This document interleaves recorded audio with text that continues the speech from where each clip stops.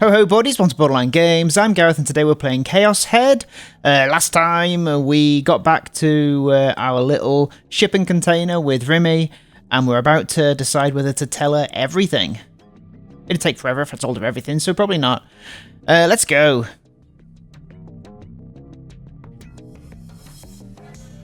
Oh, come on, don't ignore me. What are you getting up to over there? Seeing no reaction from me, Remy poked me in the back with her finger. I couldn't just ignore her, right? Yeah, it'd never be that easy. And we're looking for a D-sword as well, I think. Do you believe that delusions can become reality? As I entered a few keywords into the search bar, I spoke without looking at Remy. Instead, I pretended I was talking to Seratan. Huh. Like, do I think delusions can come true? Haha. What? That's impossible.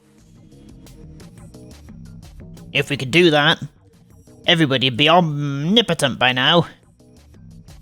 That's a good point, actually.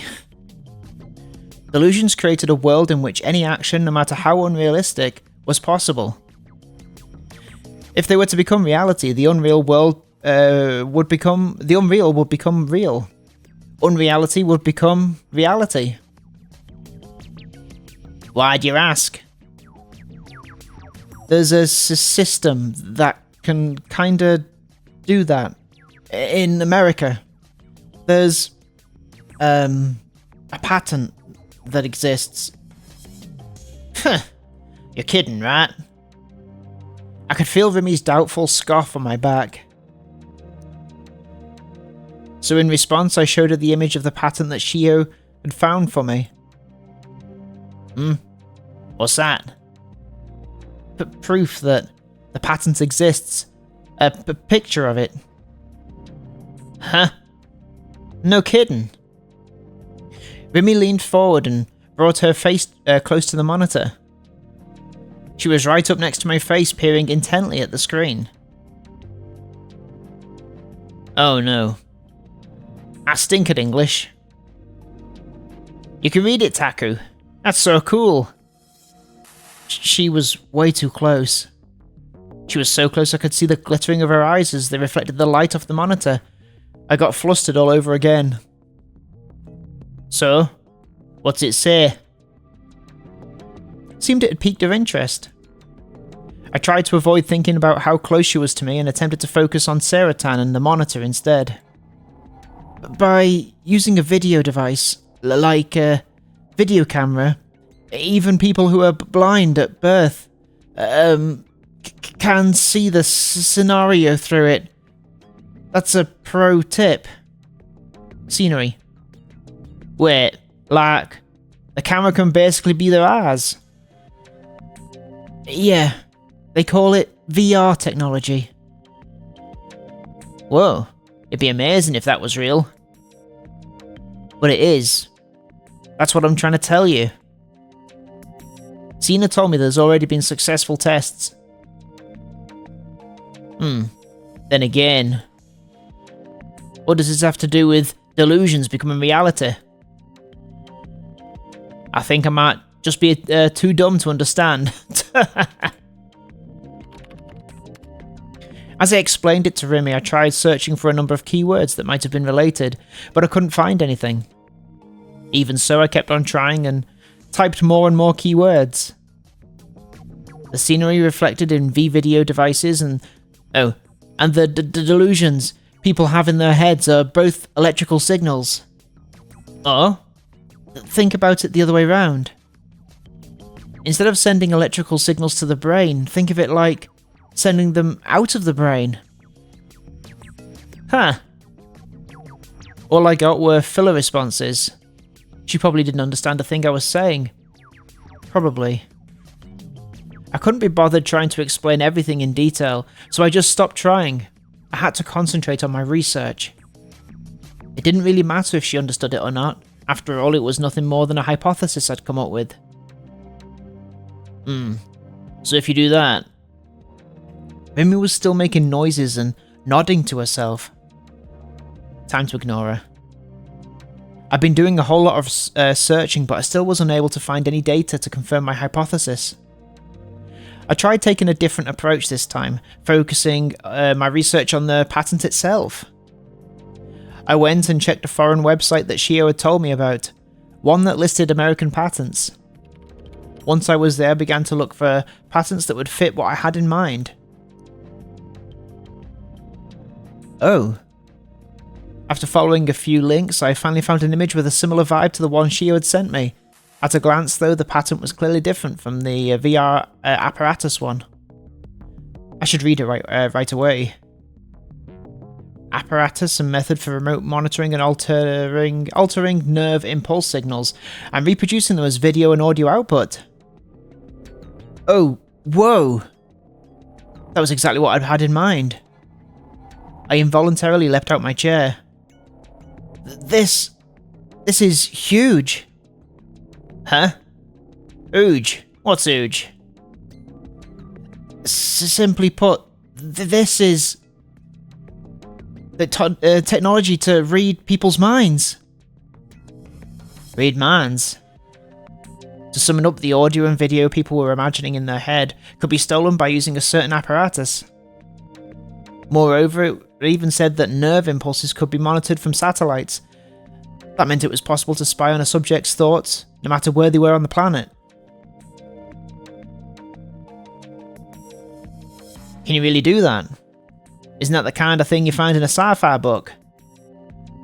Patents can't be filed until the system's been fully completed.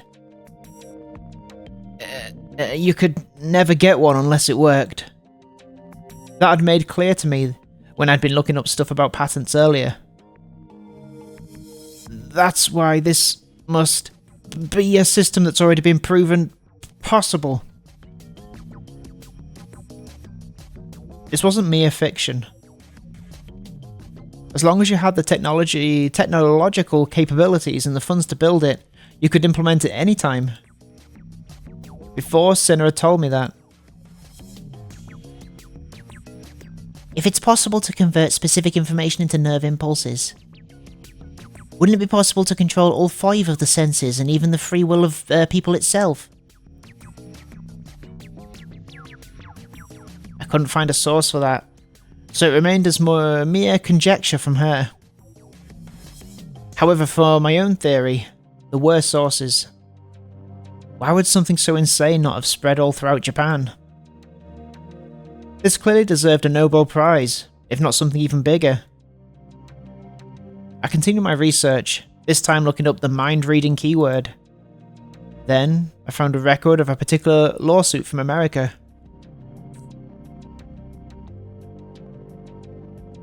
Oh no. More English. I'm gonna get a headache. It was a really long document, so even I had a hard time reading it. It probably would read poorly, but I decided to use a piece of English to Japanese translation software. The content of what was written there could be summarized like this. Legal record plaintiff N.K. Rabin. Defendant the United States Department of Defense, CIA. Plaintiff's allegations. I've become aware that my mind has been read via the use of a peculiar device. My monitored thoughts are then recorded and subsequently transferred to an unknown location using satellites. The aforementioned satellites have taken me hostage. I've been the victim of constant, unending attacks regardless of the time of the day, all of which were carried out by those very satellites. Tracking, mind-reading / telepathic surveillance, monitoring of all bodily signals, biorhythmical attacks, oral attacks, physical debilitation. Since the latter 3rd of December 1990, I've been forcefully shown artificially created dreams during my sleep, some of which include video, audio, and even voices. From February to May 1992, I have fallen victim to several biorhythmical attacks, all of which serve to torture me via the induction of pain and /or physical psychological harassment. Recognizing that these attacks were aimed specifically toward myself, beginning February of 1992, I began to record the following information in a journal: the date, time, and contents of any particular agonizing psychological attack I could remember.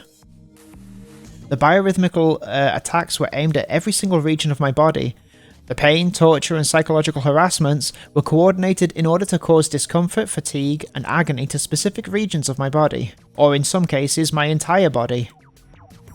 The main regions affected are as follows: chest, visual system, abdomen, brain to induce sleeping disorders, brain to show me artificially created dreams, mind reading, telepathic surveillance, and the government was involved. Wait, are you serious? Oh, maybe this is Remy? Oh, I know this one. I saw it in a movie a few years ago. That was fiction, though. But what was written on these records very much wasn't. Maybe it wasn't Remy, maybe it was Taku. There were two possibilities. Either the plaintiff was a total mental case, or the entire thing was factual. It's possible that part of it's factual. It was difficult to figure out where exactly the boundary between the two was. Taking into account the pattern from earlier, it could very well be truthful. So Sina and Ayase weren't total mental cases. Particularly Ayase. Is that Fez, is it, Ayase? I think so, right? There she is. Back then, Ayase had cloned herself right before my very eyes. I hadn't witnessed the exact moment when it happened. All I knew was that when I turned around, another Ayase was there, and she'd been wearing lingerie for some reason. She'd also shown me how she pulled the D-sword out of thin air. It had been neither a hallucination nor a delusion.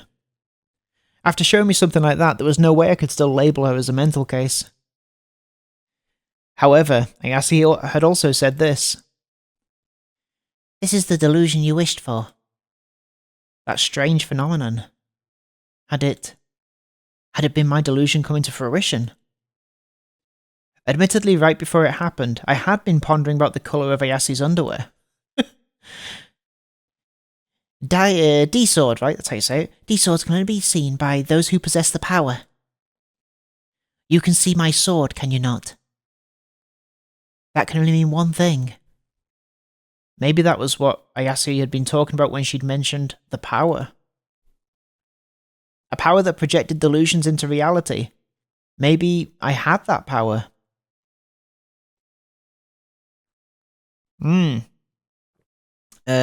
or red? Green or red? I think I did green? I think I did red last time, did I?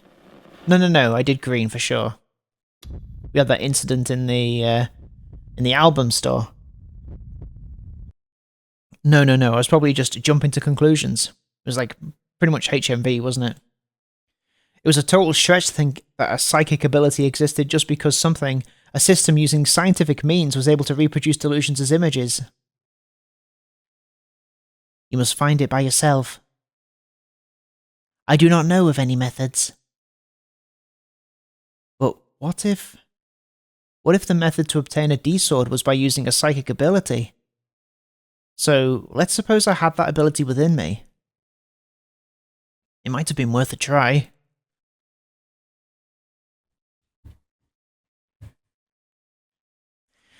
Leaving Remy to stare at the PC screen with her eyebrows furrowed, I picked up the toy D-sword sitting in the corner of my room.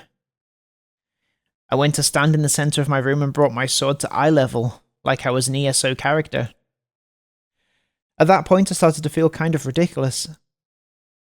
There was no way a skinny Japanese guy like me would look cool holding such a huge sword.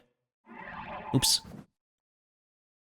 It was easy to find pictures of cosplayers doing the same thing online, but the vast majority of them just felt painful to look at. Someone would probably feel the same way about me if they saw me like this. This might have been asking for the impossible.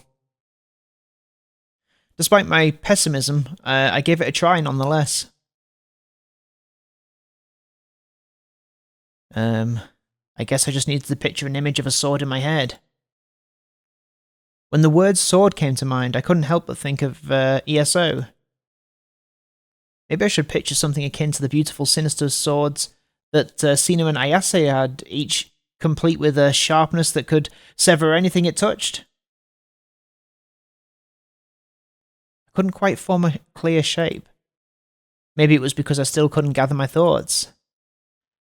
I needed to focus on either an actual sword from ESO or a sword like Cena's in ISA's. If I had to choose between them, I should really go for the latter. Alright, let's see where this leads me. While reproducing one as a delusion inside my head, I planted my feet, gritted my teeth, and tried grasping the sword with the power I now held in my hands. I prayed as hard as I could inside my head. Become real. Stop. Suddenly something warm and soft covered one of my hands holding the sword. Startled, I opened my eyes. To Rimi. Rimi had reached out her hand from beside me and grabbed my wrist. Her head hung low, her eyebrows were furrowed in distress, and her lips trembled slightly. What the? Something was wrong. It felt like she was an entirely different person from the one that had been getting all confused about patents earlier. And what was she telling me to stop? Ooh, an unpleasant memory flashed through my mind. Rimi was on my side. She was supposed to be. However, I still hadn't solved the mystery surrounding her. Did Rimi know something about D-swords? With a gulp, I nervously called out to her.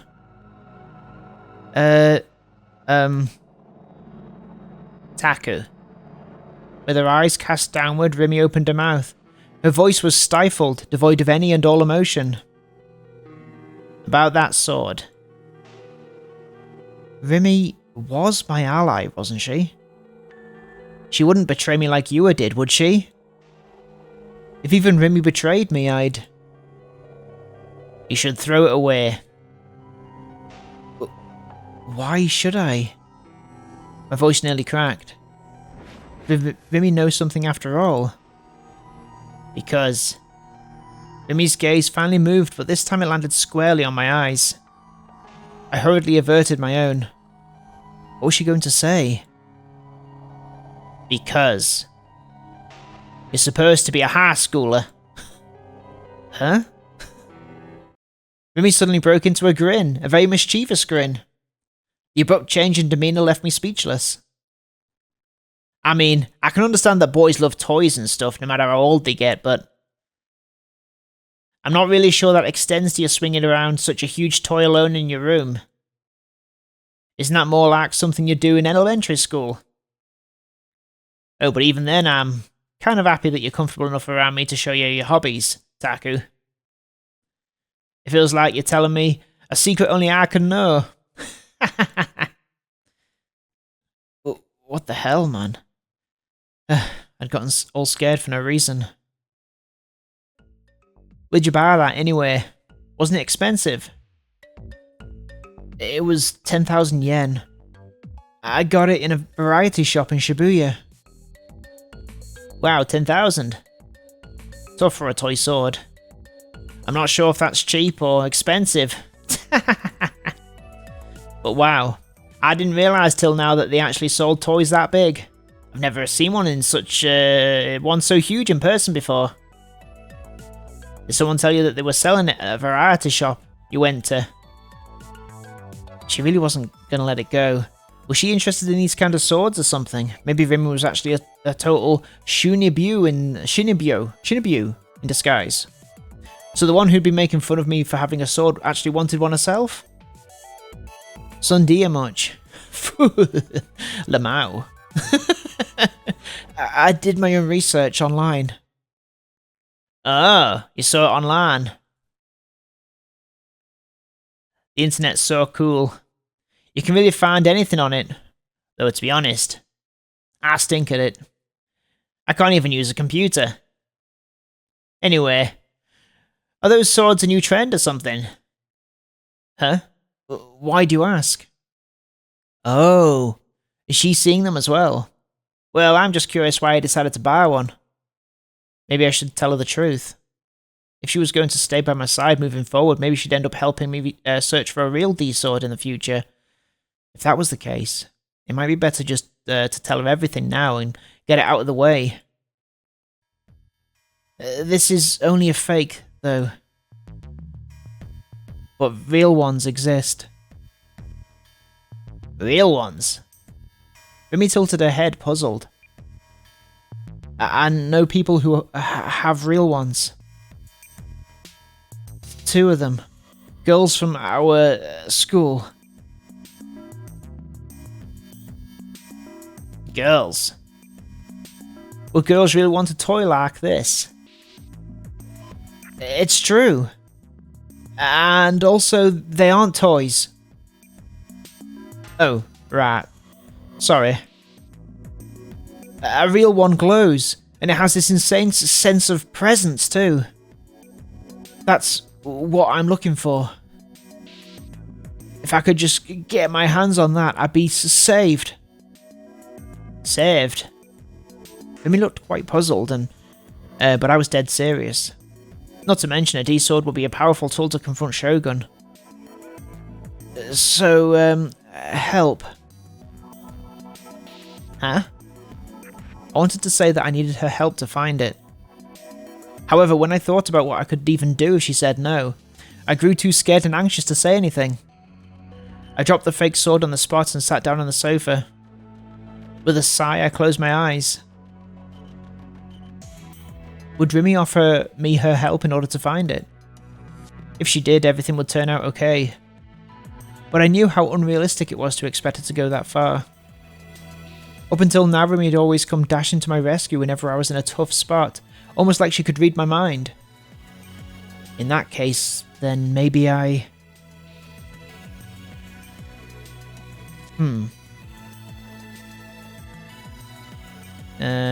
Anyway, what I wanted to say is, even if there are real ones, you better not buy any, okay? The one you have already is just a toy, so it's fine. If you ever got your hands on a real one, that'd be a violation of the Swords and Firearms Possessions Control Law. My hopes were crushed instantly. Ugh. What an insane disappointment. Then again, Remy's reaction made sense from the point of view of an average person. These past few weeks I'd encountered so many inexplicable things, I was nearly at the point where I was ready to believe anything that Sina and Ayase had said. Maybe Ayase was right. I had to find a D-sword entirely on my own. So, Taku. I felt Remy sit down next to me. Sit next down to me. So about those girls with the real swords. Who are they? Her voice came from very close by. She was right next to me. It was just the 2 of us in an enclosed, dimly lit room, and we were sitting right next to each other. Emergency! Everyone battle stations! Emergency! It's honestly a little surprising. I didn't think you knew any girls besides me. Wait, is one of them your girlfriend? So that was where she was going with this. Could it be Remy was trying to seduce me? The only possible conversation that could result from this topic was one centered on romance. After I told her the truth, she'd give me her confession, and then the mood would start getting really hot and heavy, and then... Oh, God, I couldn't do this. I wasn't even remotely prepared for this. I opened my eyes and frantically shook my head. Both Ayase and Sina were mysterious creatures, not to mention absolute mental cases. Schizo didn't even begin to describe them. I'd have mowed over them if they were 2D characters, but I'd never mow over 3D shit. Especially with Sina. Talking to her just scared me. It wouldn't surprise me if violence was just part of her MO. I wanted to stay as far away from her as possible. So, that's a no. That kinda puts me at ease, I guess. Huh? Oh? Well, we did red last time, I guess we're going green. Flag tripped! Oh shit, oh shit, oh shit. My whole body froze in place. She clearly said that on purpose, right? Was she subtly hitting on me right now? Judging from the flow of this conversation, there was a good chance Remy had me right where she wanted me. How should I answer? Should I just come out and say exactly what she wanted to hear? Yeah, surely nothing bad can come from that. But I wasn't sure I had the confidence to go out with a real girl.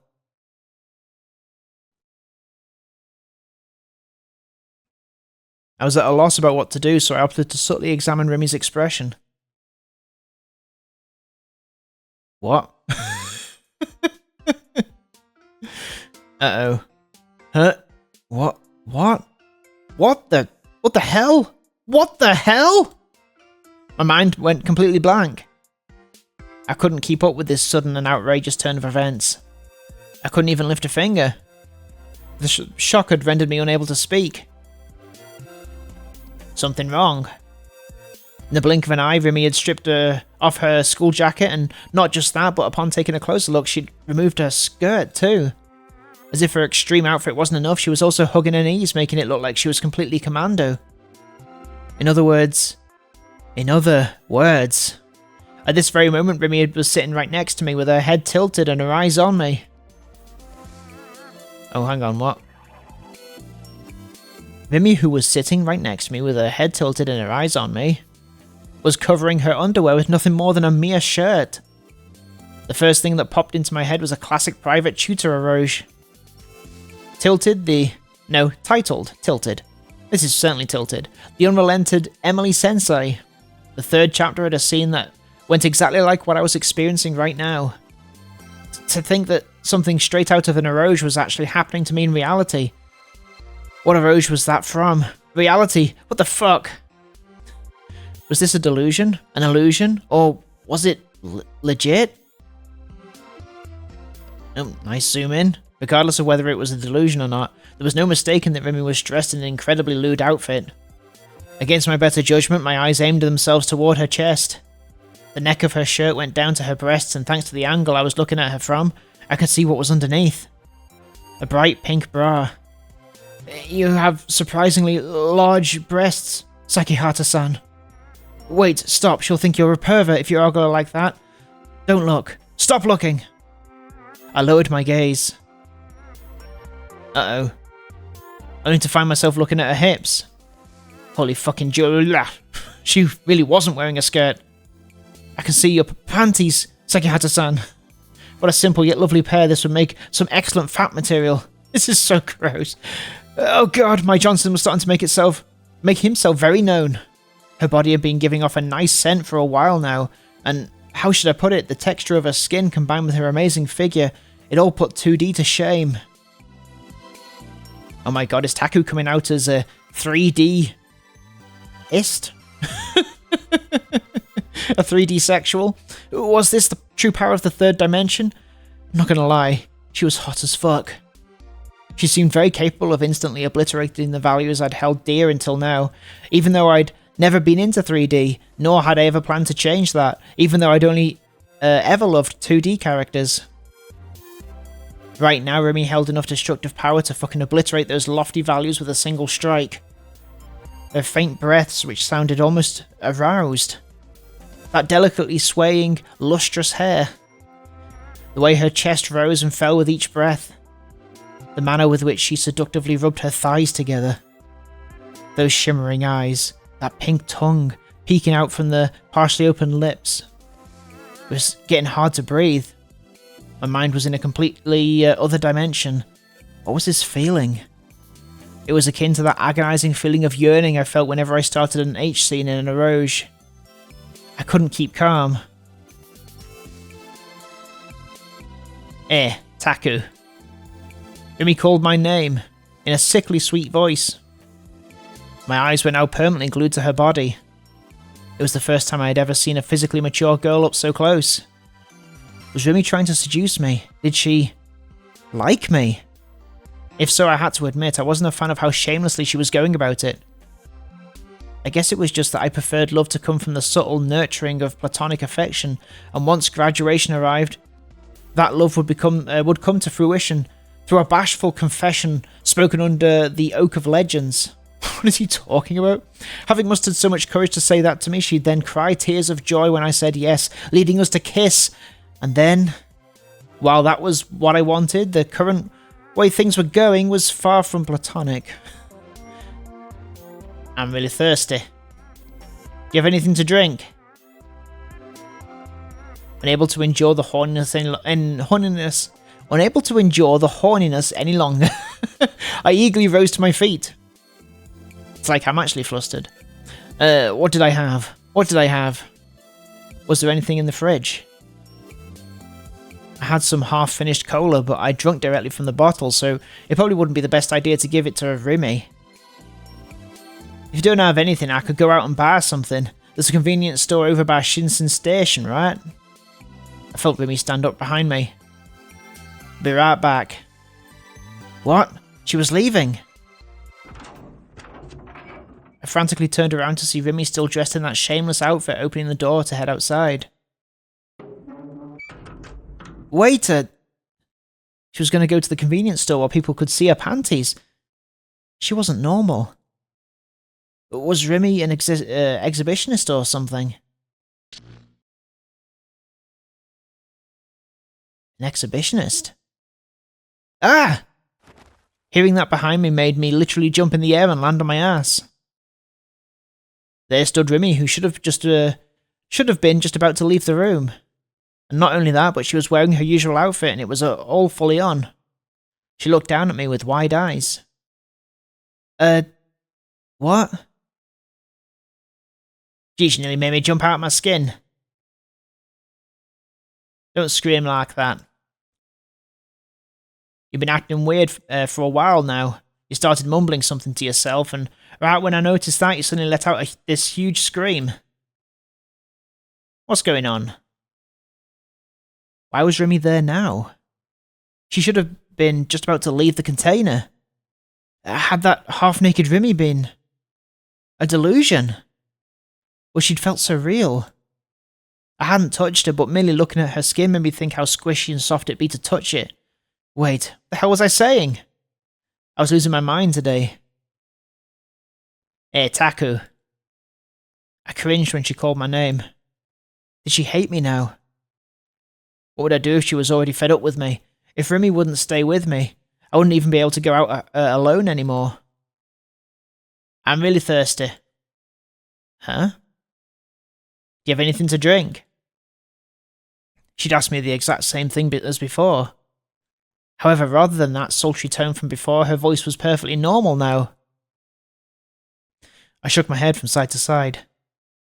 Remy poked her temple with her index finger and pursed her lips in thought. If you don't have anything, I could go out to buy something. There's a convenience store over by Shinsen Station, right? Be right back. And off she went. Wow, interesting. She gave me a big smile, then left without waiting for my response. Cool, I guess we're going to find out exactly what that's about. This is similar to the thing we saw with Fez, isn't it? Well, we'll find out next time on Borderline Games. Thank you so much, and let's start again. We'll find out next time on Borderline Games. Next sentence is, thank you so much for watching this episode of Chaos Head, and I will see you next time, and I won't screw up my words next time. Take care of yourselves. Bye-bye.